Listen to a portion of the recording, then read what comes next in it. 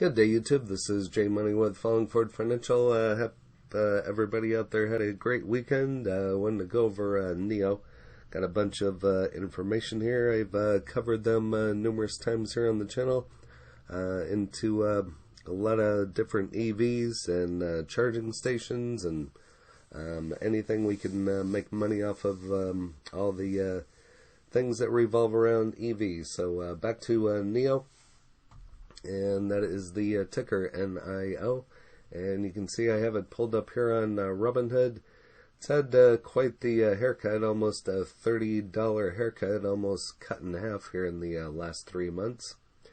Over the last month, it went down quite a bit as well, so I think a lot of the EVs have sold off, which creates a buying opportunity is kind of how I see it. Unfortunately, I haven't bought any more of NIO. You can see my cost basis here. It's the same as what it was last video I made.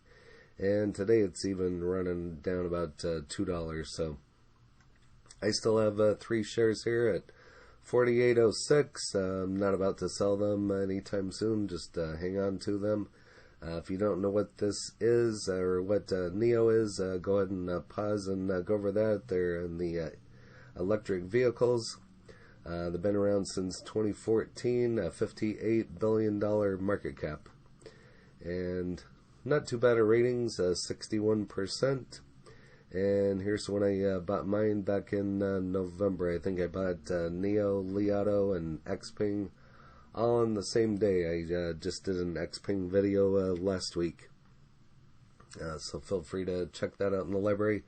Got a bunch of information to go over here, so I'll try to touch on all the articles so the video's not too long. This goes over the 3 reasons NIO is my top pick in EV, and this is dated on the 18th, so they just finalized an agreement with Sinopec to build 5,000 battery swap stations. NIO has remarkable management. They're differentiating its product much like Apple did in the past. In the latest article, I reached the target price of at least $80 using the DCF model. I mentioned there are some key areas which are hard to quantify.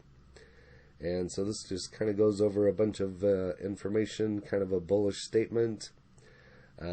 Stronger than ever, NIO and Chinese state-owned oil and gas giant Sinopec announced on Thursday the signing of a strategic partnership to build battery swapping stations. Both companies posted news on their agreement that the Twitter feeds while sharing images of the unveiling of their new battery swap station 2.0. And so this is one of the big catalysts in the EVs is the battery charging, the whether it's the rapid charge, battery swap, or so on.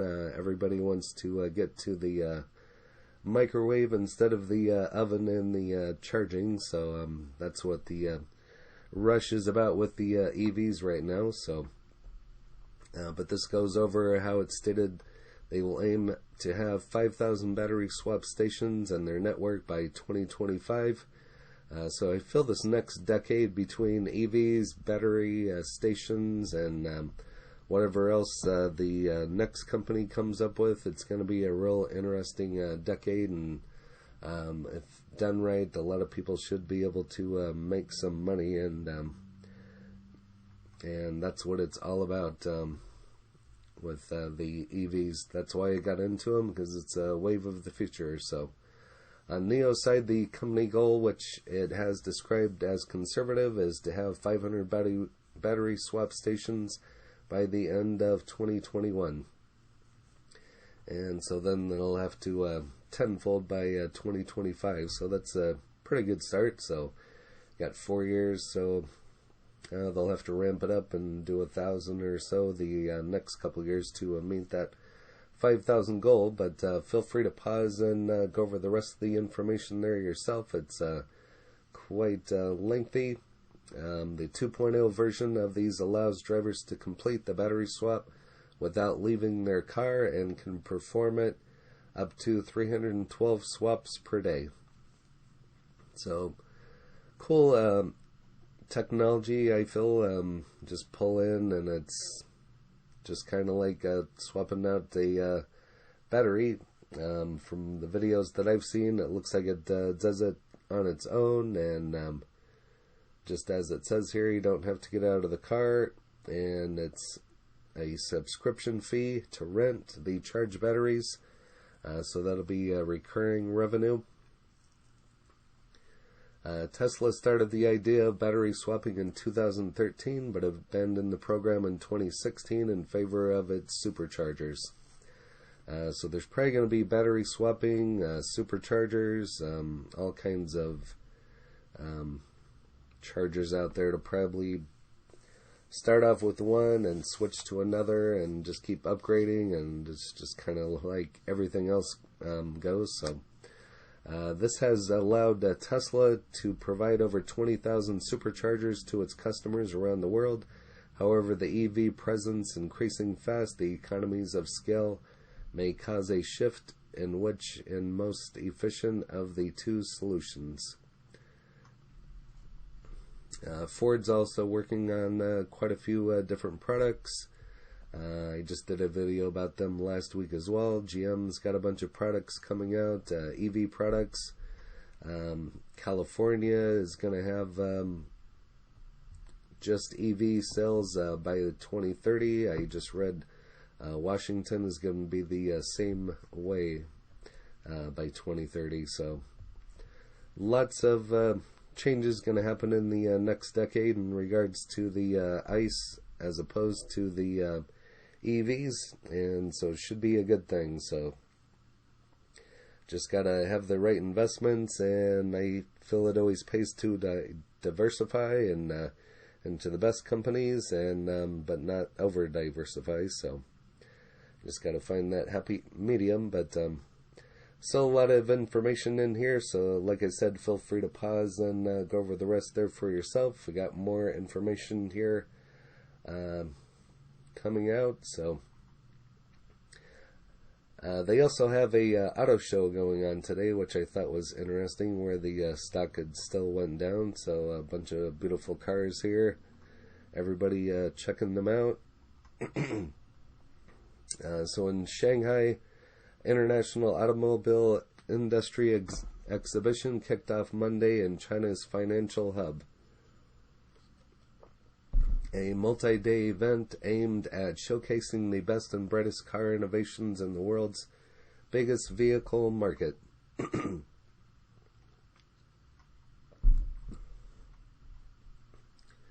Electric cars and intelligent driving technology were a major theme, and so there was Li, Xpeng, and NIO at the event.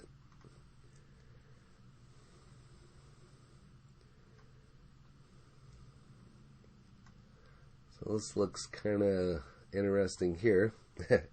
At one point, Li crouched down on his hunches to check out the undercarriage of Xpeng's P5 sedan, which is coming out later this year.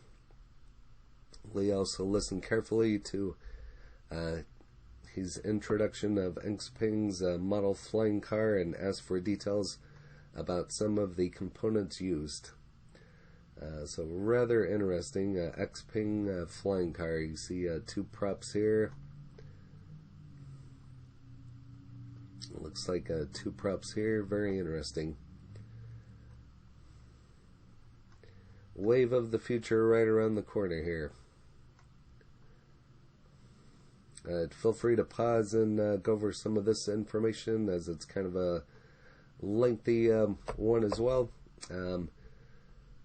Xpeng, meanwhile, predicted the market would enter a rapid expansion phase in 2023 with more mid-priced EVs required. The EV upstart, which like NIO is listed in the United States, will be aided by the introduction of the P5 family sedan later in 2021.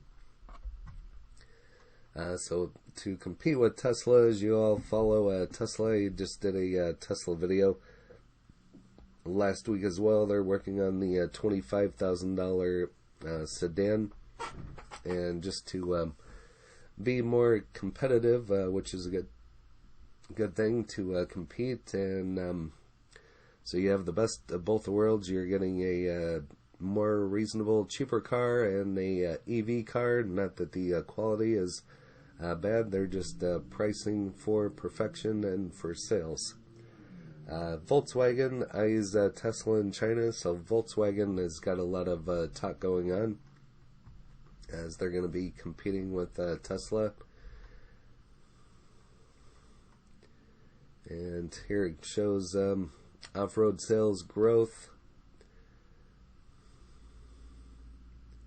Could reach 500,000 by 2025 after spinning off of its tank SUV brand. Porsche customers are younger and female. Porsche is looking toward another record year in China as the nation's upwardly mobile and cash-rich population embraces sports cars. The company's China CEO said in a Bloomberg television interview. The luxury automaker delivered around 90,000 cars in China last year, and we definitely think we can have another record year in 2021 by selling around 100,000 units. BMW also has some information here with 229,000 BMWs and Minis delivered in the first quarter after sales rose 8% last year, and a long-term bull saying that it is China's affluent middle class, the auto market will continuously boom.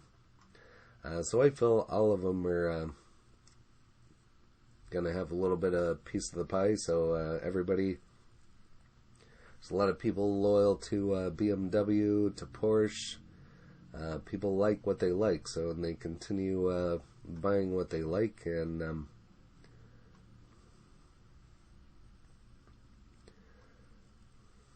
Tesla present, but low key. The world's biggest maker of electric cars dominates China's auto scene, but typically doesn't have a large presence at the country's major auto shows. This year was no exception, with Tesla sporting an understated booth, which I thought was kind of interesting.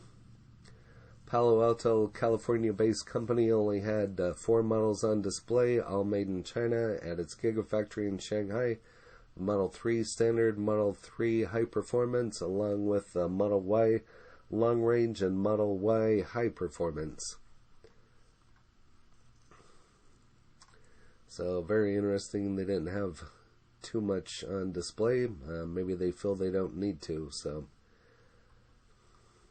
maybe it all goes back to ego. Everybody loves Tesla, and but you got to watch all these other little companies. They're all starting to come up and create competition, which is good.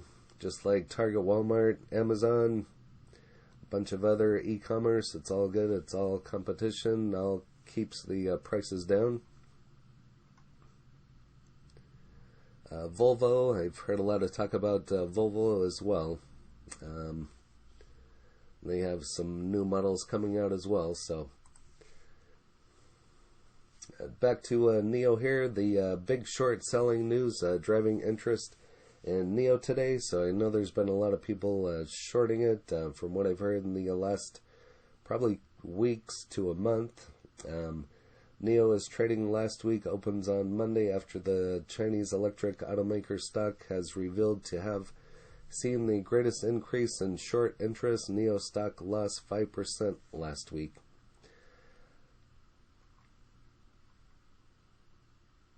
And if that wasn't enough to grab attention, Deutsche Bank analyst Edison Yu concerned that weakness in NIO, Xpeng, and Li Auto has been driven by worries about competition. The publication warned in December that new competition was a problem for Chinese electric vehicle makers and advised investors to be cautious. People still like NIO. I would say it's probably NIO and Tesla, and then Li and Xpeng to follow. I have investments in all of them. So like I said, I like to diversify and watch which one's going to be the top and just dollar cost average into them when you can. So that's kind of how I do it. Plans a wider recharging and battery swap network. Kind of already went over this. This is just dated here today. Tried to make a splash at the Shanghai Auto on Monday in the inaugural appearance of its upcoming ET7 luxury sedan and the announcement of the new plan to provide broader availability of recharging and battery swap stations. The plan is a 3-year initiative to add battery swap stations and various types of chargers and charging stations in 8 provinces and the autonomous areas in the country. The Power North plan will significantly better the power experience of electric vehicle users in northern China. And so here's the swap station and battery chargers. So pretty interesting looking.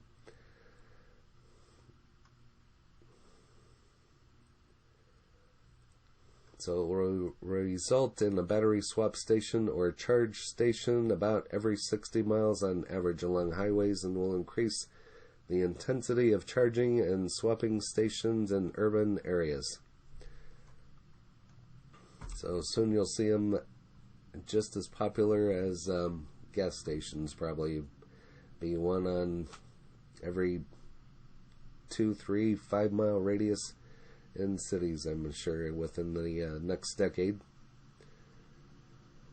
A little bit of talk here about NIO, not a whole lot. And over here to tip ranks, currently at 35.67. It's got great ratings at a moderate buy, 62.04 with a 73% upside. High of 81, a low of 38.80, average of 62.04. But if you have any NIO or if you bought any on the dip, go ahead and put that in the comments as well. As you can see, I still have mine.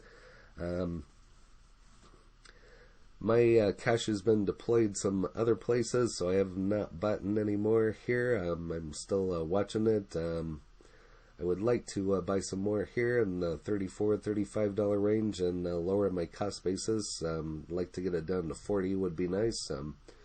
But still at this point I haven't. So if you haven't smashed that like button yet, go ahead and hit that for me, as well as subscribing. That would really help out the channel, and hit the bell so you're notified of when the next videos drop. Again, this is J Money, following Ford Financial. Happy trading, happy investing, stay green. Cheers.